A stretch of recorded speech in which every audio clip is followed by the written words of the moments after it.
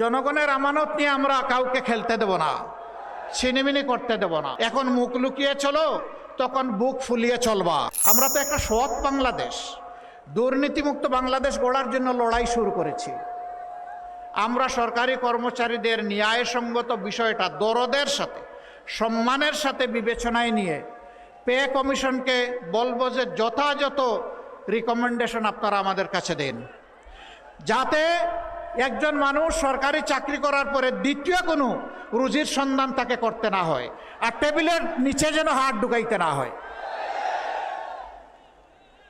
এরপরে যারা সততার রাস্তা ছেড়ে দেবেন তাদেরকে সংশোধনের জন্য চেষ্টা করব, সংশোধন না হলে কঠোর অবস্থান নেব।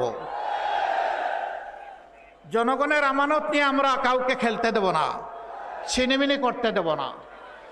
আর যারা চাঁদাবাজি করে তাদেরকে আহ্বান জানাই, ভাই ছেড়ে দাও, এটি হারাম।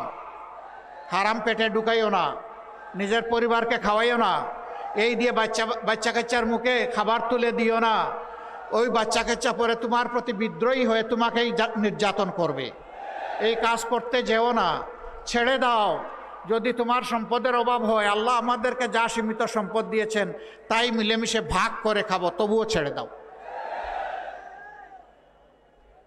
তোমরা যদি ছেড়ে দাও, তোমাদেরকে সম্মানিত করা হবে, তোমাদেরকে শিক্ষা এবং প্রশিক্ষণ দেওয়া হবে, তোমাদের হাতেও তোমাদের মর্যাদার কাজ তুলে দেওয়া হবে ইনশাআল্লাহ। এখন মুখ লুকিয়ে চলো, তখন বুক ফুলিয়ে চলবা, বলবা আমি বাংলাদেশ, আমি বদলে গেছি, আমি নূতন বাংলাদেশ। তখন তোমরা সেটা বলতে পারবা। কিন্তু এরপরে যদি আমাদের বিনয়ী অনুরোধ কেউ রক্ষা না করে, তাহলে আমাদের সেদিন গরম মূর্তি তারা দেখতে বাধ্য হবে। কাউকে আমরা ছেড়ে দেব না। ফুটপাতের একজন ক্ষুদ্র দোকানদার থেকে শুরু করে শিল্পপতি পর্যন্ত সবার রাতের ঘুম ওরা হারাম করে দেয়।